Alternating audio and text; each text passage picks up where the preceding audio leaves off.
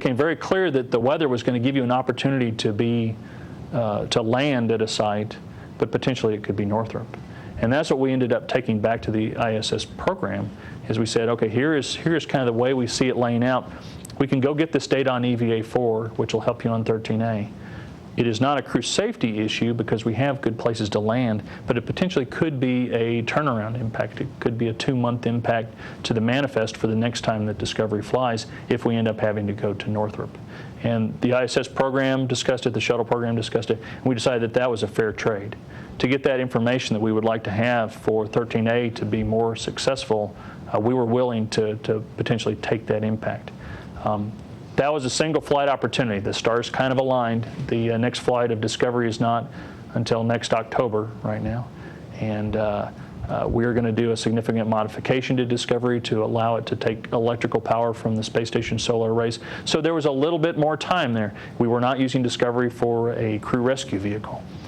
We were not going to use it to go get Atlantis if it had a problem. So things kind of lined up that you had some time. If you ended up going to Northrop, that was okay, but it was very important to get this. And that was probably the biggest change I've seen, is we have phased over from shuttle only to being kind of a programs discussion, where we talk with the shuttle program, we talk with the ISS program, and then we take risk-based decisions for the benefit of both programs. And I thought that was a very important outcome of this flight.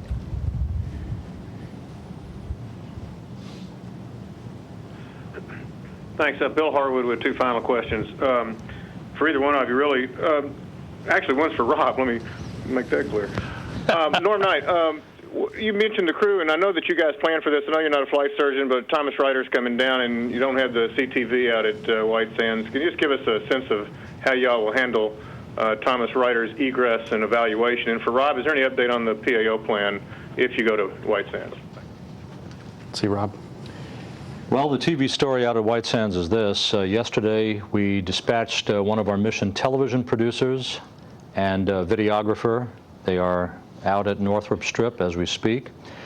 This morning, we dispatched a satellite truck from Austin that is en route to the White Sands Missile Range and will be set up in the wee hours of the morning. And our plan is to provide, should we have to land at Northrop, a multi-camera switched feed. It's not exactly like NASA television out of the Cape or Edwards. It's more like you'd have an electronic news gathering crew from a network out there. But it will provide live television for NASA TV of the orbiter coming around the heading alignment cylinder and lining up for touchdown.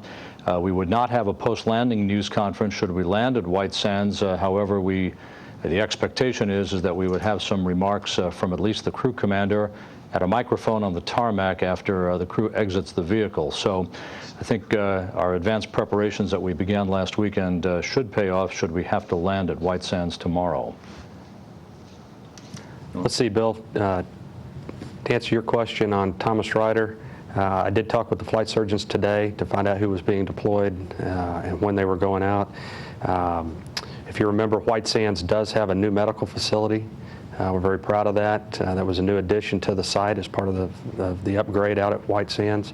They are ready to handle Thomas with any medical conditions that he may have, and they're ready to support. So I see no issues there at all. Okay, that's it down at the Cape. We're back here in Houston for any follow-ups. Mark? Mark Carreau, Houston Chronicle. And I guess I'm asking John Shannon for some clarification on your answer to Mike Schneider on impacts. And you mentioned something about potential for 2 months. I'm wondering, is that 2 months?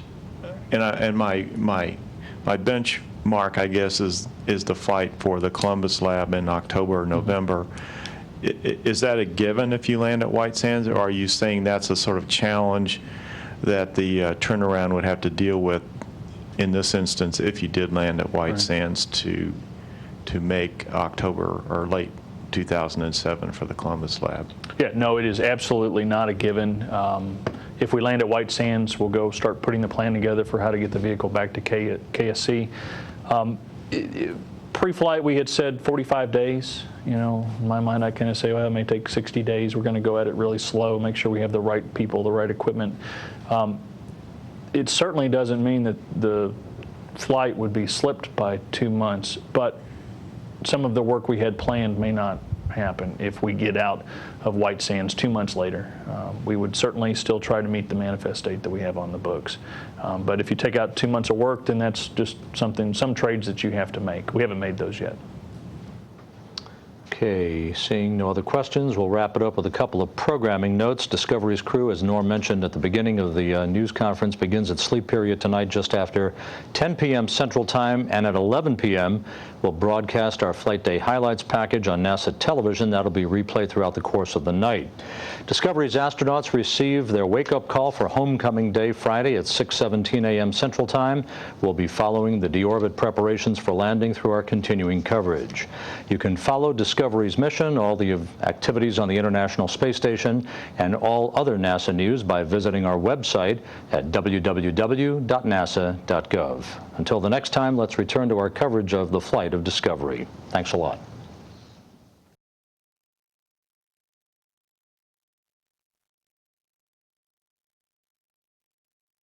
This is Mission Control Houston returning to a view of the ground track of Space Shuttle Discovery, concluding a replay of the mission status briefing that was conducted earlier today at 4 p.m. Central Time from the Johnson Space Center in Houston, Texas. That was Mission Management Team Chairman John Shannon and also Entry Flight Director Norm Knight as the participants. And want to give you one correction. One of the quoted landing times in that briefing is incorrect. The first the first landing opportunity is orbit 202 at Kennedy Space Center. The deorbit time is 1:49 p.m. and the landing time correctly is 2:56 p.m. Central Time.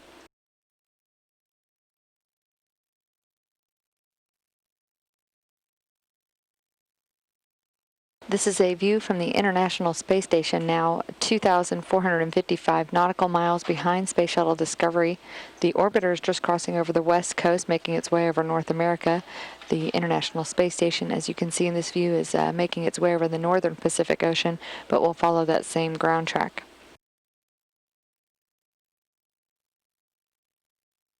On board the Space Shuttle, the 116 crew is in their final hours of their crew day.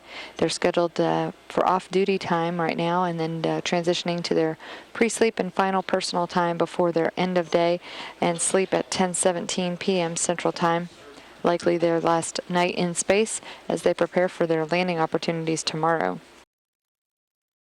As you heard described in that briefing, 3 landing sites are activated for possible landings tomorrow.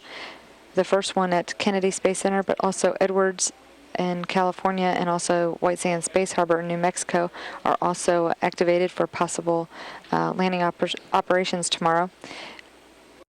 Deorbit timeline for the first Kennedy Space Center landing opportunity would have the crew beginning with deorbit preparations at 9:43 a.m. Central Time, the payload bay doors closing at 11:09 a.m. Central Time.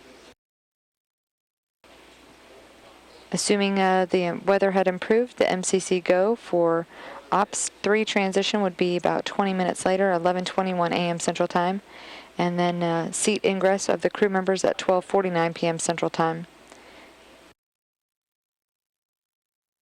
The MCC go, no-go call for the deorbit burn, again for the first opportunity at Kennedy Space Center, would be at 1:31 p.m. Central Time, and maneuver to the deorbit burn attitude 7 minutes later. The deorbit burn itself would occur at 1:49 p.m. and again touchdown at Kennedy Space Center at 2:56 p.m. Central Time. That is the first of 7 landing opportunities tomorrow. As described by Entry Flight Director Norm Knight, their strategy, considering tomorrow's weather forecast at Kennedy and at Edwards, would call for the first orbit opportunity at Kennedy would be considered. That's on orbit 202. On the following rev, they would then consider opportunities at Kennedy Space Center as well as Edwards Air Force Base.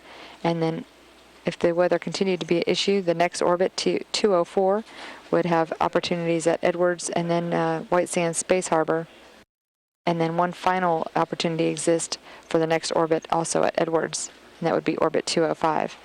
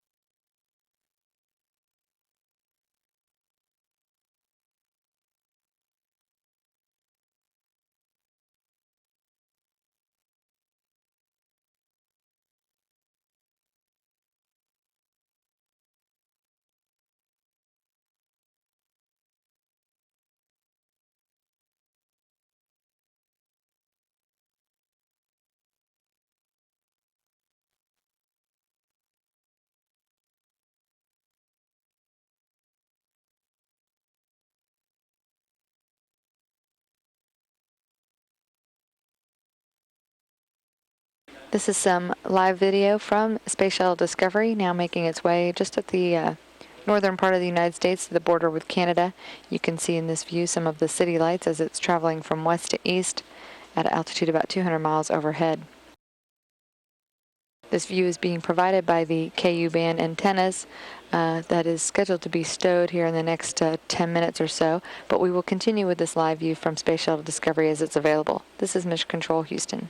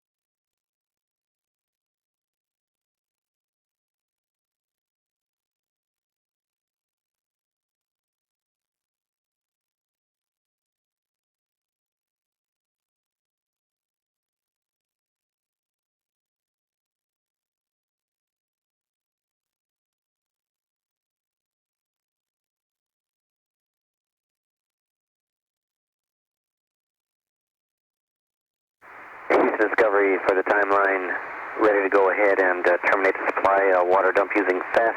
And also, do you need more time before we do the KU stow? Mark, we don't need any more time before you do the KU stow. We're ready for that when you are. Okay, we're going to put that in work and also terminate the dump. And we're ready for that as well, Mark.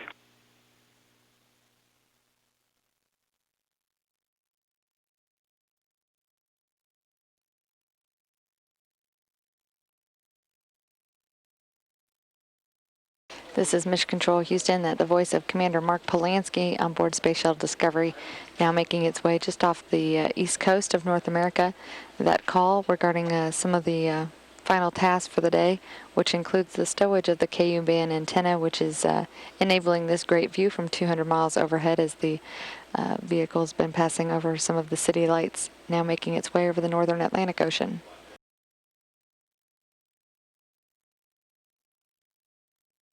We'll continue with this live downlink as it's available, but likely to be halted in the near term.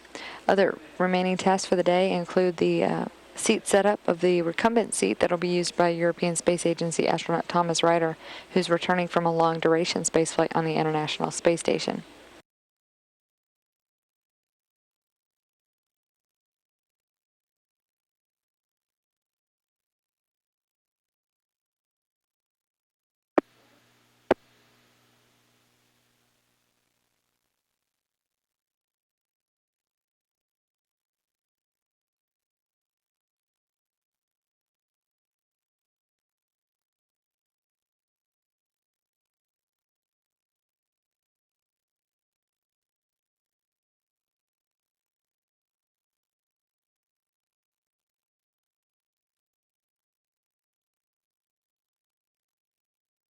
And the flight control team here confirming the procedures are now in work for the stowage of that KU band antenna. Again, one of the final tasks for the 116 crew in their final crew day, likely having a landing tomorrow. They are just under 3 hours from their scheduled sleep at 10:17 p.m. Central Time, and otherwise scheduled for off-duty time as they enjoy their final evening in space. Here in the control center, the Orbit 2 flight control team is on duty monitoring vehicle systems and likewise making preparations for tomorrow's multiple landing opportunities.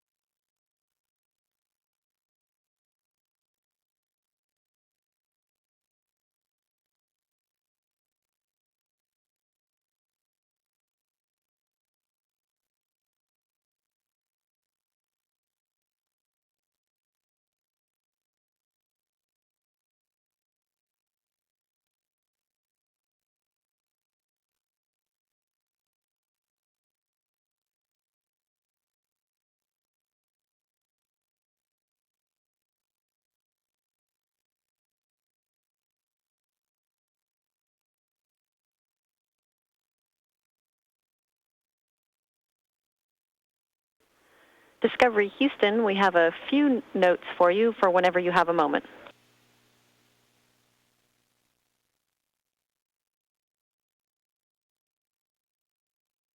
Go ahead. Mark, first up, we wanted to let you know we uplinked a couple more messages for you, and we think you may have already stowed the printer, so we couldn't print them out for you, but it's messages 151 alpha and 152. And basically they're info only except for the first page of 151 alpha, which there's a few steps that you would need if we went to Northrop. And thanks, Megan. We saw those and have already incorporated them in our checklist. Excellent. Thank you very much. The second one is a request to help us clear the star table with a Spec 22 Item 20 when you have a moment.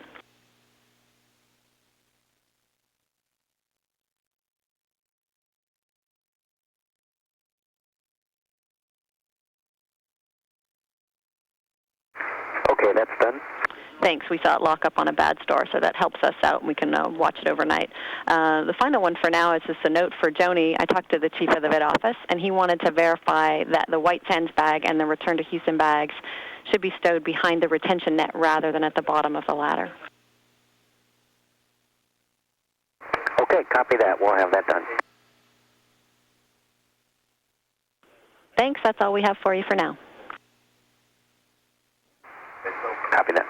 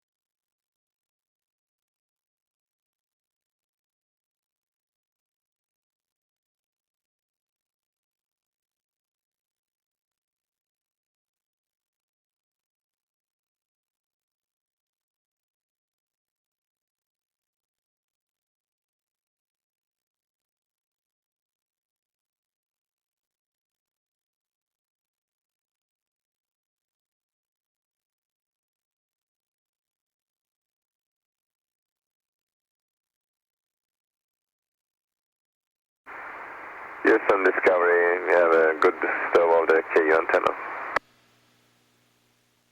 Thanks, Krister. We'll miss the TV, but appreciate the update.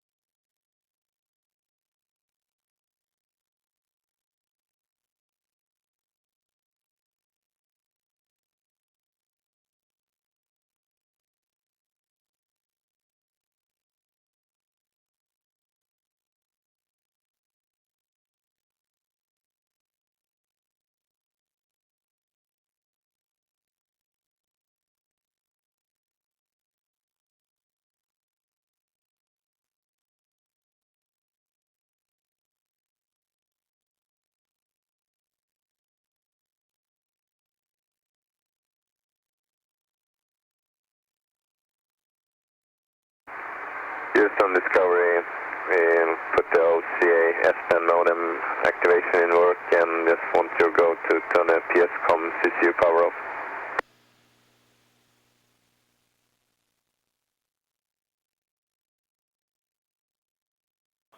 Standby 1, Krister.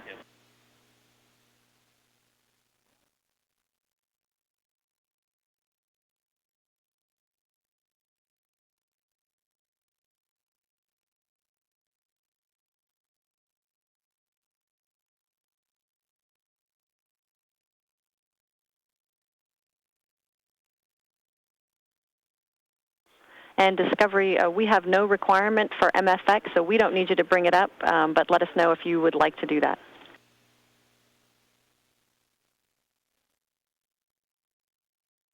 All right, so we don't bring it up then. Let us know if you change your mind. Thanks, Krister Wilco.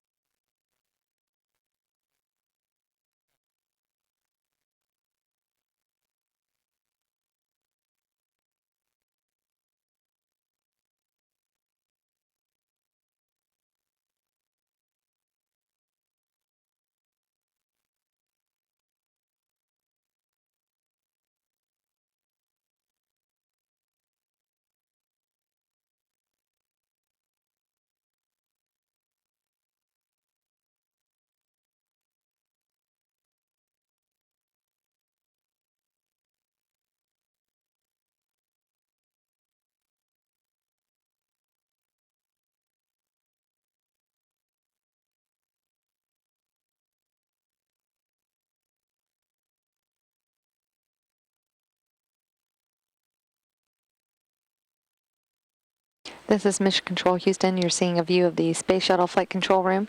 The Orbit 2 team is on duty and monitoring vehicle systems and supporting the crew as needed as they're wrapping up their crew day. We are 2.5 hours from the crew sleep, which is scheduled for 10:17 p.m. Central Time. They've been making a few call downs as they're working through some of their last tasks on board, namely some final configurations of onboard systems, including the stowage of the KU band antenna, which has been used throughout the mission to provide the video that we've been watching. That activity now in work, and they're also proceeding with the stowage of the onboard ergometer, which is the cycle that they use on board for their exercise sessions. Also conducting the installation of the recumbent seat that will be used by European Space Agency astronaut Thomas Reiter, who's returning from a long-duration spaceflight on the International Space Station. Otherwise, it's off-duty time for the crew. They'll have their pre-sleep period and personal time, wrapping up what's likely their last night in space as part of the 116 mission.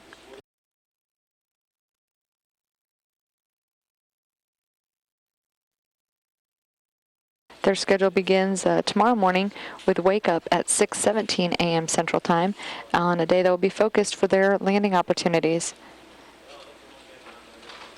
Those deorbit preparations will begin at about 9:52 a.m. Central Time, and payload bay door closing at 11:13 a.m. Central Time. For their first opportunity at Kennedy Space Center, the deorbit burn would be at 1:53 p.m. Central Time and landing at 2:56 p.m. Central Time. But that's just the first of a number of various landing opportunities at all three of the active landing sites, including Edwards, location in California, as well as White Sands Space Harbor in New Mexico.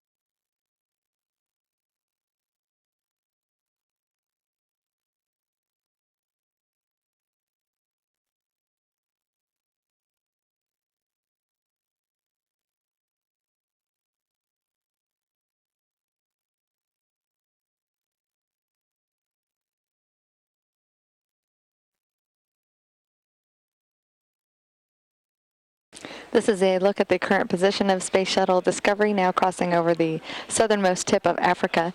Trailing behind it by 2,481 nautical miles is the International Space Station, traveling also at about 200 miles overhead. Both of those vehicles continuing to perform well. A look here in the shuttle flight control room, the Orbit 2 team continuing to monitor systems and make preparations for tomorrow's various landing opportunities. Next, we'll review those landing opportunities as well, which start with a landing opportunity at Kennedy Space Center.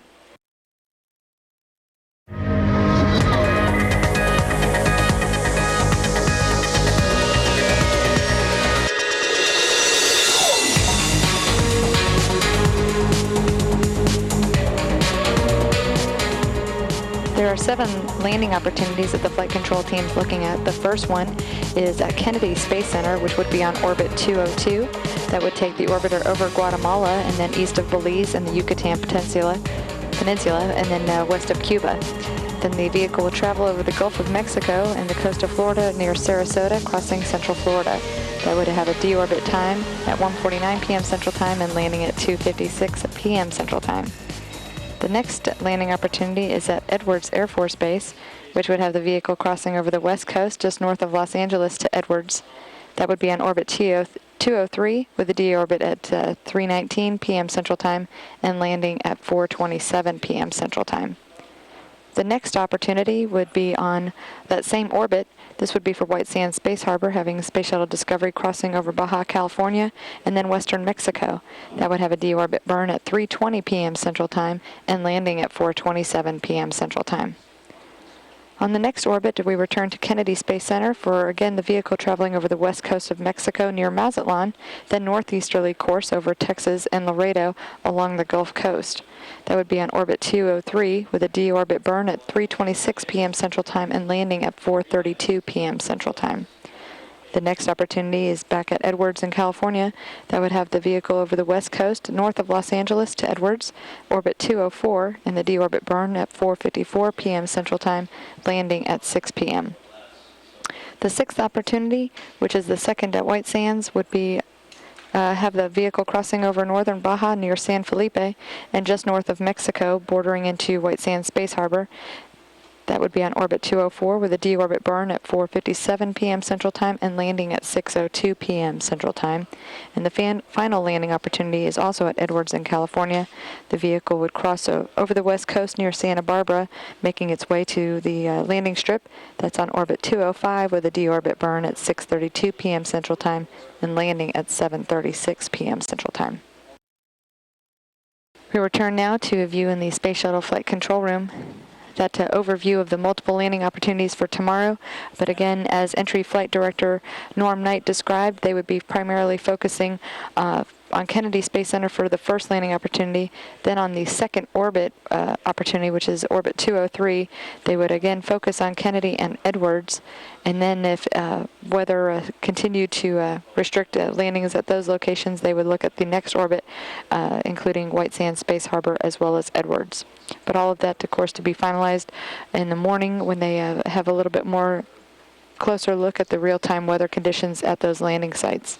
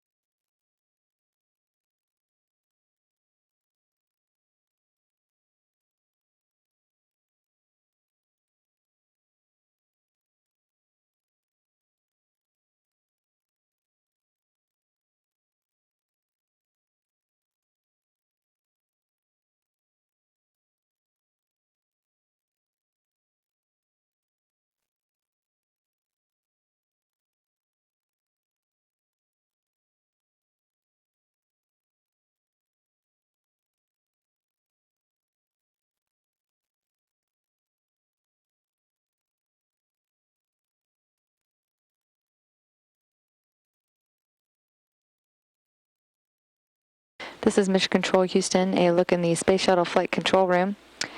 As the team here continues with preparations for tomorrow's landing opportunities. As we mentioned, the weather forecast thus far for all three of the active sites, thus far calling or forecast no-go for Kennedy Space Center as well as for Edwards. However, the conditions at White Sands Space Harbor are currently go for landing tomorrow. There was a shuttle landing at White Sands Space Harbor that was STS-3. Columbia landed at what was then called the White Sands Missile Range, which is now White Sands Space Harbor, in New Mexico on March 30th, 1982. That landing at 9:46 a.m. Mountain Standard Time, wrapping up a 3.9 million mile mission lasting 8 days and 4 hours 45 minutes. That was commanded by Jack Loosma and pilot Gordon Fullerton, who landed Columbia on runway 17 at Northrop Strip at White Sands after a one-day wave-off due to high winds in the New Mexico desert. The rollout distance was 13,737 feet. It took 84 seconds from main gear touchdown to wheel stop. Columbia was then ferried back to Kennedy Space Center atop the modified 747 shuttle carrier aircraft on April 6, 1982.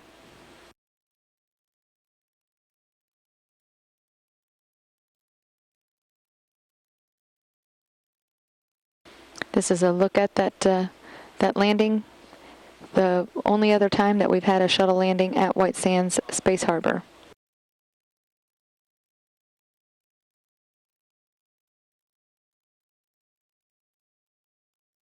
The White Sands Space Harbor is actually operated by White Sands Test Facility and is the primary training area for space shuttle pilots flying practice approaches and landings in the shuttle training aircraft known as the STA, as well as for T-38 chase aircraft. The space harbor is located approximately 30 miles or 50 kilometers west of Alamogordo, New Mexico on the U.S. Army White Sands Missile Range. These are some images from that area.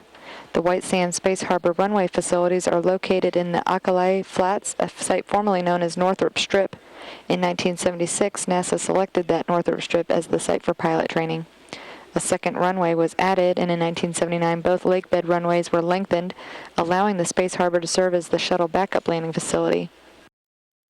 That facility, as we mentioned, was used for the landing of STS-3 in 1982, and after that landing it became an emergency landing site, and the U.S. Congress designated the facility as the White Sands Space Harbor.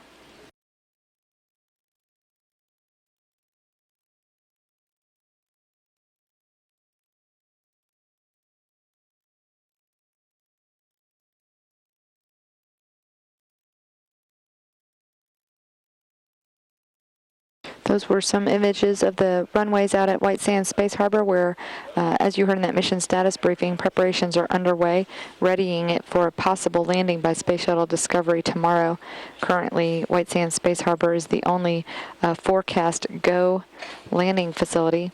Kennedy Space Center and Edwards both have forecast no-go conditions. At Kennedy due to low clouds and chance of showers, and at Edwards a primary concern being crosswinds that exceed the limits. At White Sands Space Harbor, again there's two intersecting runways.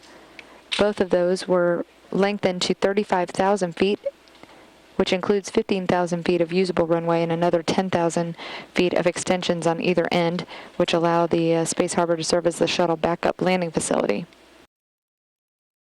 The north-south runway is configured to simulate the runway at Kennedy Space Center, Florida, while the east-west runway simulates the lakebed runway at Edwards Air Force Base in California. In 1987, a third and shorter runway was constructed to simulate the transatlantic abort landing site at Ben Guerir, Morocco, and is used to simulate training at Morón, Spain, and Banjul in the Gambia. All three of those runways are groomed continually for training missions, and the north-south and east-west runways are laser leveled to a tolerance of plus or minus 1 inch per 1,000 feet, and that is to maintain readiness for shuttle landings. The long runways are certified yearly to support the weight of the shuttle aircraft by using a large, specially designed land cart. This is a graphical depiction of that runway configuration. Again, White Sands Space Harbor in New Mexico, currently the only forecast go landing site for tomorrow's landing opportunities.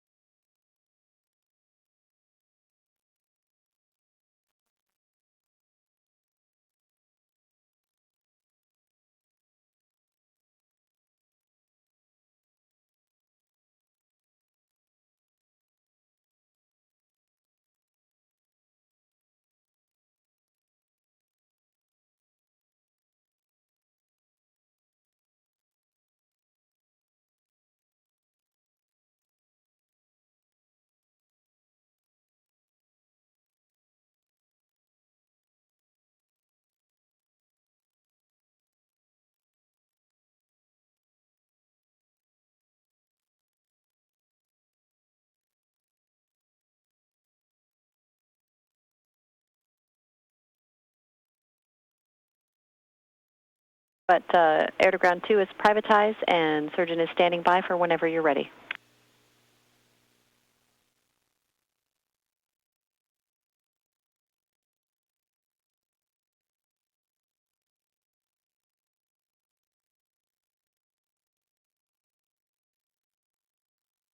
Okay, we'll be ready in air to ground 2.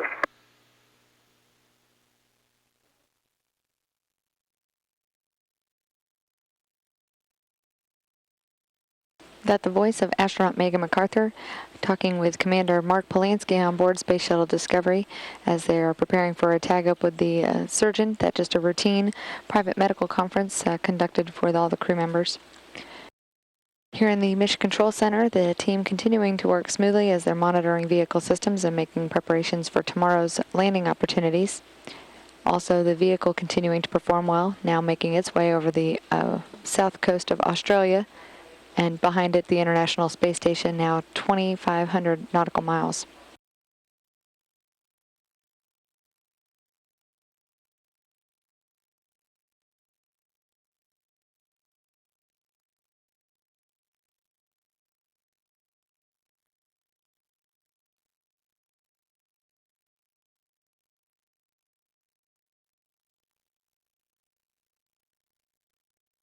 This is video from the International Space Station, now making its way over the southern Indian Ocean.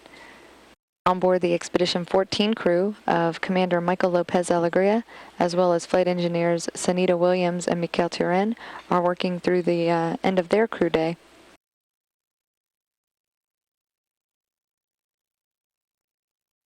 Both vehicles continuing to perform well. They will both cross over Australia and then on a northeasterly course over the Pacific Ocean.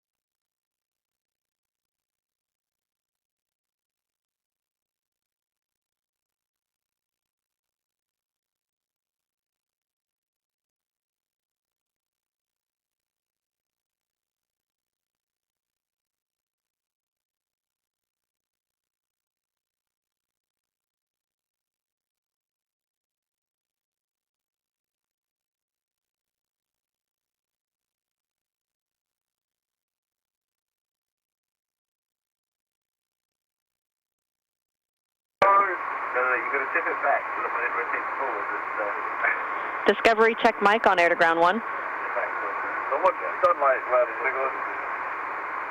I know. Okay, go.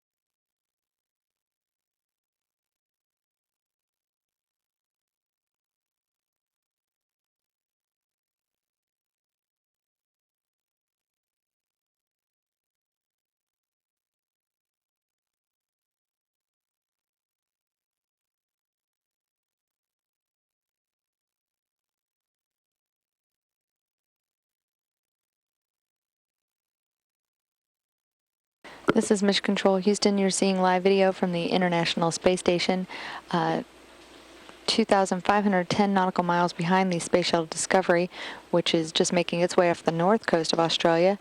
And this is a view from the International Space Station, which is just crossing over the southern coast of Australia. The flight control team, as well as the on-orbit crew, is making preparations for tomorrow's landing opportunities, which will wrap up the STS-116 mission. There's a number of landing opportunities tomorrow, including all 3 landing sites that have been activated: Kennedy Space Center, also Edwards in California, and White Sands Space Harbor in New Mexico. There are four orbits that have landing opportunities at this various sites. We'll run through the ones that the flight control team are looking at for tomorrow. The first one is on orbit 202 at Kennedy Space Center. That would have a deorbit burn at 1:49 p.m. Central Time, landing at 2:56 p.m. Central Time. The following orbit 203 also has opportunities at all 3 landing sites. However, the flight team is only considering Edwards and Kennedy Space Center for that orbit. That would have a deorbit burn for the Edwards location at 3:19 p.m. Central Time and landing at 4:27 p.m. For the Kennedy Space Center, that would have a deorbit burn at 3:26 p.m. and landing at 4:32 p.m. On the following orbit, there's an additional opportunity for landing at Edwards, but also White Sands Space Harbor. For Edwards, it's on orbit 204. Deorbit burn at 4:54 p.m. Central Time, touchdown at 6 p.m. And at White Sands Space Harbor in New Mexico, that would have a deorbit burn at 4:57 p.m. and touchdown at 6:02 p.m. There is one additional opportunity for Edwards Air Force Base on the following orbit, but that is not likely. That would have a deorbit burn at 6:32 p.m. Central Time and touchdown at 7:36 p.m.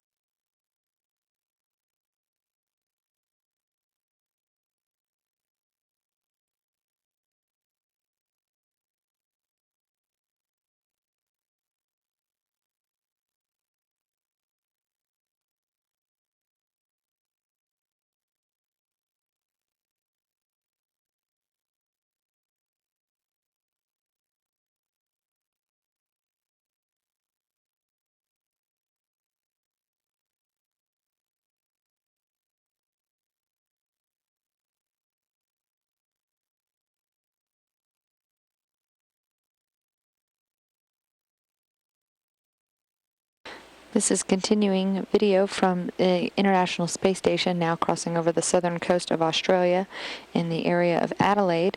It'll continue on this northeasterly course, taking it over New South Wales and then also portions of the Great Dividing Range. It should cross over the north coast of Australia in the area of Rockhampton and then continue over the Coral Sea and then making its way over the Pacific Ocean. That vehicle now 2,514 nautical miles behind Space Shuttle Discovery. Both crews, the Expedition 14 on the International Space Station as well as the STS-116 crew, now in the final hours of their crew day. They are 1 hour 55 minutes from the crew sleep period for the 116 crew on what will likely be their last night in space.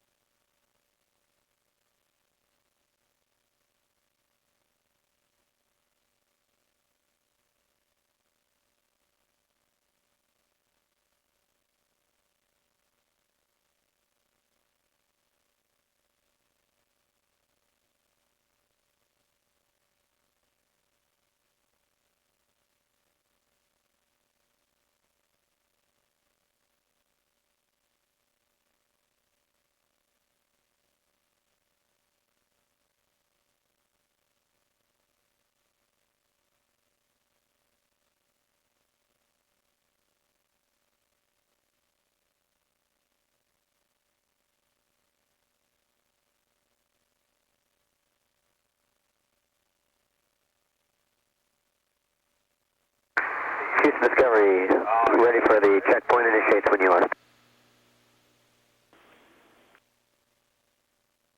Discovery, we're ready.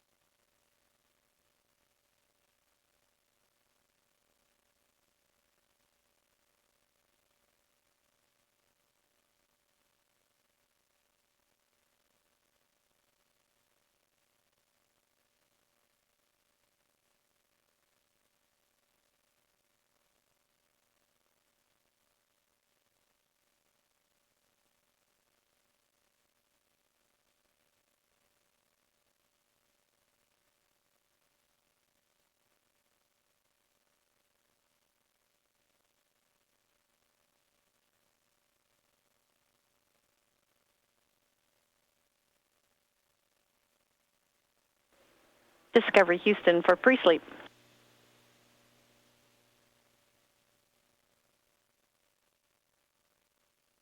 Go ahead. Just a reminder, Mark, that there are some ECOM updates in your message 138 to the pre-sleep and post-sleep activity. You probably caught those, but just wanted to send you a reminder.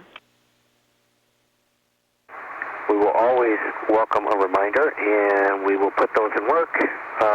If you're ready, we can get the crowd config for the night. Okay, I have that starting on R1. Billy-O's right there. Cryo O2, Tank 2, Heater Alpha to off. That's complete. H2, Tank 2, Heaters Alpha and Bravo, 2 switches to off. Complete. H2, Tank 3, Heaters Alpha and Bravo, 2 switches to auto. Complete. O2 and H2, manifold valve, Tank 1, 2 switches to closed, talkback closed. Complete. On Alpha 11 when you're ready. Go ahead. Cryo Tank 4 Heater O2 Alpha to auto.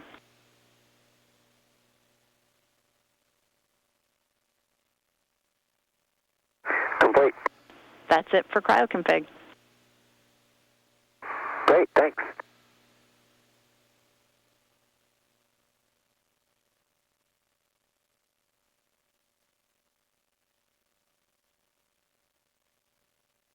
This is Mission Control Houston, at the voice of astronaut Megan MacArthur, serving as the Capcom for this Orbit 2 team in the Mission Control Center.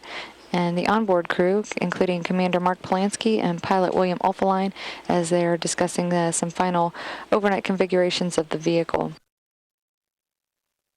The crew is otherwise in their off-duty time before their crew sleep, scheduled for 10:17 p.m. Central Time, 1 hour 37 minutes from now, on what will likely be their last night in space. Tomorrow's landing opportunities include opportunities at all 3 of the active landing sites, including Kennedy Space Center, Edwards Air Force Base in California, and also White Sands Space Harbor in New Mexico. The first landing opportunity is on Orbit 202, and that's at the Kennedy Space Center for a do-orbit burn at 1:49 p.m. Central Time and landing at 2:56 p.m. Central Time. The following orbit has landing opportunities at all 3 sites. The flight control team is focusing only on the opportunities at Edwards and Kennedy Space Center. That would be a de-orbit burn for Edwards at 3:19 p.m. Central Time, landing at 4:27 p.m. Central Time. And then for Kennedy Space Center, a deorbit burn at 3:26 p.m. and touchdown at 4:32 p.m. On the following orbit, landing opportunities exist at Edwards as well as White Sands. The first one at Edwards is deorbit burn at 4:54 p.m. Central Time and touchdown at 6 p.m. even. And for White Sands Space Harbor, a deorbit burn at 4:57 p.m. Central Time and touchdown at 6:02 p.m. Central Time. Currently, the weather forecast for Kennedy Space Center and Edwards are no-go. For Kennedy, they are forecasting some frontal weather conditions that might have low clouds and or scattered showers. And at Edwards, the primary weather concern being some crosswinds that would cause conflicts for landing. Currently, White Sands Space Harbor is forecast go for landing tomorrow.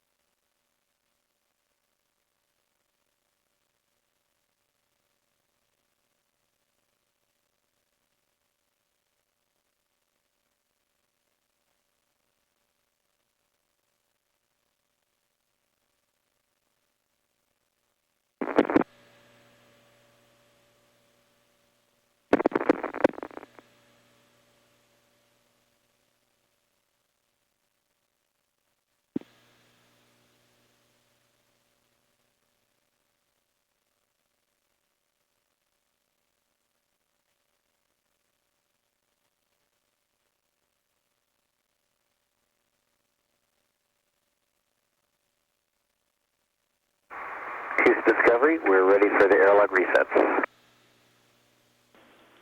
Mark, we're ready.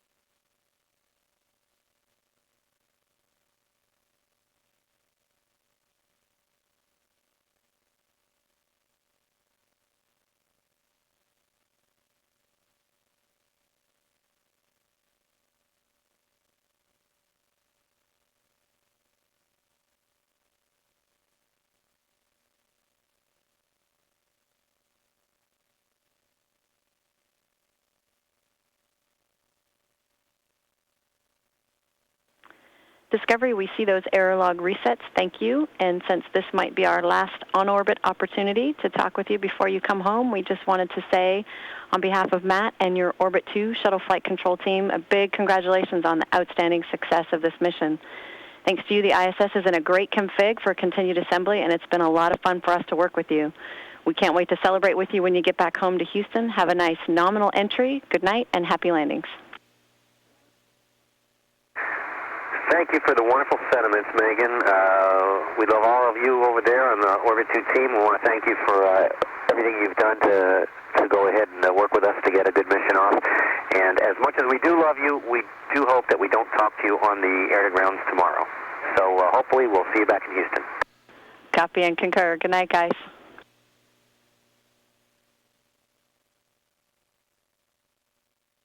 That the voice of astronaut Megan MacArthur, shown in the lower left portion of your view, serving as the CAPCOM, which stands for the Capsule Communicator, representing the voice of the flight control team. She's supporting Flight Director Matt Abbott, who's shown in the upper right portion of your view in the blue long-sleeve shirt, who's been leading this Orbit 2 team throughout this STS-116 mission. That was some farewell or good night remarks on behalf of the Orbit 2 team to the onboard crew, and as you heard, some sentiments there that they certainly hope that they have a successful landing tomorrow. They certainly have a number of opportunities at the various landing sites, including Kennedy Space Center as well as Edwards and White Sands Space Harbor, New Mexico. Currently, the forecast for Kennedy Space Center and Edwards are no-go, but White Sands Space Harbor is a go. Again, just based on the forecast weather conditions, the entry flight control team will continue to monitor that weather and make real-time decisions tomorrow morning. The crew's day tomorrow will begin at 6:17 a.m. Central Time.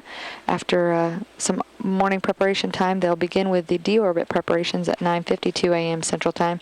Payload bay door closing scheduled for 11:13 a.m. Central Time. Assuming that the weather conditions should improve, that they could proceed with the first landing opportunity at Kennedy Space Center, the deorbit burn would be at 1:53 p.m. Central Time, landing at Kennedy Space Center at 2:56 p.m. Central Time. Again, please monitor NASA TV or the NASA website for more information on those landing plans, again, which will be finalized in the morning when they have more weather details.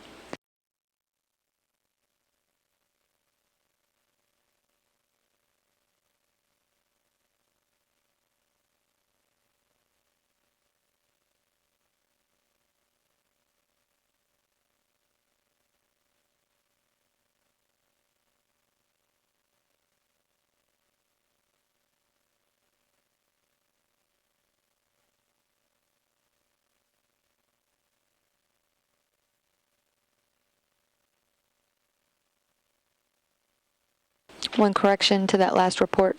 For the Kennedy Space Center first landing opportunity on Orbit 202, the deorbit burn time would actually be 1:49 p.m. Central Time, touchdown at 2:56 p.m. Again, stay posted to NASA TV or the NASA website for further details on those landing preparations for tomorrow.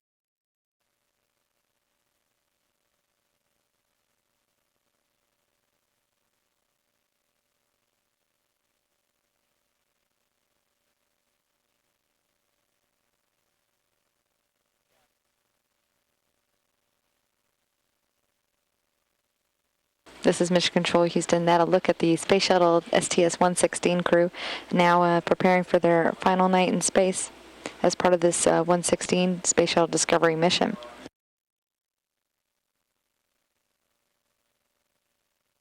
Coming up next on NASA television will be the Flight Day 13 highlights, a look at today's on-orbit activities, including the last press event with all the crew members that was conducted with CNN, ABC News, as well as a Challenger Learning Center in Alaska. That coming up at 11 p.m. Central Time, midnight Eastern. We'll also be replaying the mission status briefing that was conducted earlier at the Johnson Space Center, that with Mission Management Team Chairman John Shannon, as well as the Entry Flight Director Norm Knight. That coming up at midnight Central Time and 1 a.m. Eastern. Then we'll resume the replays of the Flight Day highlights at the top of the hour through the crew sleep period. Discovery's shuttle crew is scheduled for wake up at 6:17 a.m. Central Time on a day that will focus on preparations for their landing opportunities, the first of which is at Kennedy Space Center for landing at 2:56 p.m. Central Time.